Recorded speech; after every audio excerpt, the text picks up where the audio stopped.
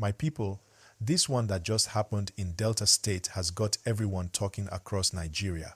Reports say some suspected Fulani militias, who have been troubling communities in Delta, finally fell into a well-planned trap by security operatives. This is one of those cases where the hunters became the hunted, and honestly, it's giving a lot of residents in the area a deep sigh of relief. Now, let me gist you how everything unfolded. For weeks, some communities in Delta have been crying out that strange armed men were moving through farmlands and bush paths at night. Many people stopped going to farms, especially in Ughelli and parts of Ethiopia.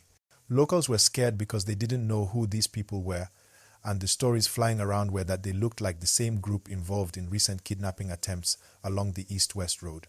So, the police and local vigilantes started watching quietly. According to what we're hearing, security intelligence came in that these suspects were planning to move through one of the riverine areas to meet their contact, maybe to exchange something or regroup. That's where the plan began. Police disguised themselves, positioned in key locations, and with the help of some community members, they laid a trap that no one saw coming. When the suspects entered the area, thinking everything was normal, they were surrounded. Before they could react or escape, they were already in police nets. The moment was intense, but it ended peacefully. Some of the suspects surrendered immediately when they realized there was no way out. The police reportedly recovered weapons, charms, and communication devices from them, things that suggested they might have been planning another operation. Now, please my viewers, before we go further into what police discovered from their camp, take 1 second, just click that like button and subscribe to the channel if you haven't already. Your support really helps us keep bringing you verified updates like this one. Alright, let's continue. After the arrest, the suspects were taken to the police headquarters in Asaba for questioning. What shocked many was that during interrogation, some of them confessed they were not even from Delta State. A few claimed they came from the northern part of the country, but had been living in the south for years.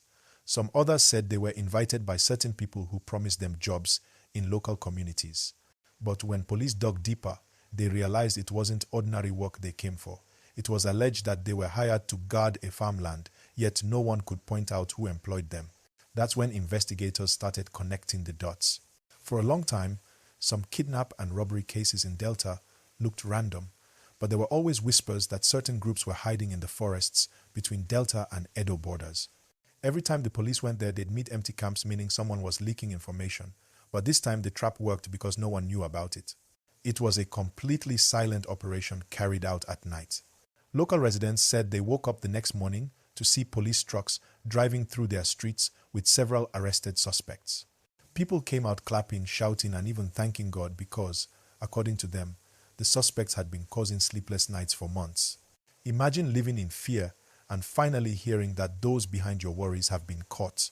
And this is not just about Delta State alone.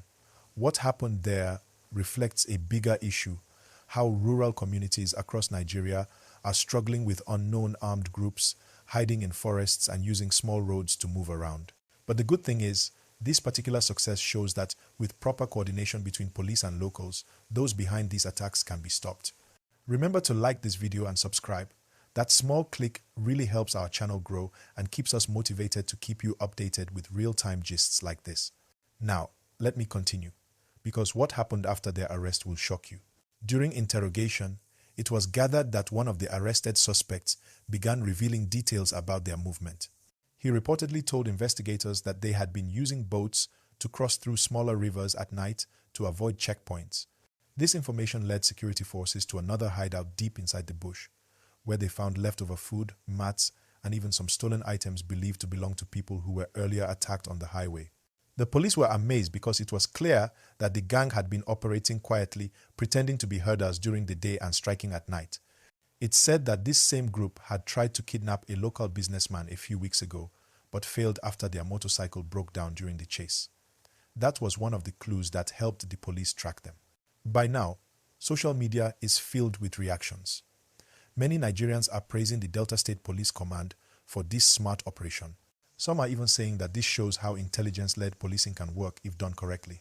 Others, however, are urging the authorities not to label everyone as Fulani militia because they fear innocent people might also face discrimination. So there's a conversation going on about how to separate actual criminals from ordinary people who just happen to be of Fulani background. But let's be honest, for those communities in Delta, this news is a huge relief. People can now start returning to their farms, markets, and normal activities without fear. And security agencies are not resting. They've promised to keep monitoring the forests to make sure there are no other hideouts left. Now, if you're watching this gist and enjoying it, kindly tap that like button and subscribe so you don't miss the follow-up report. Trust me, there's more unfolding in this case, especially about how they were funded and who they've been working with.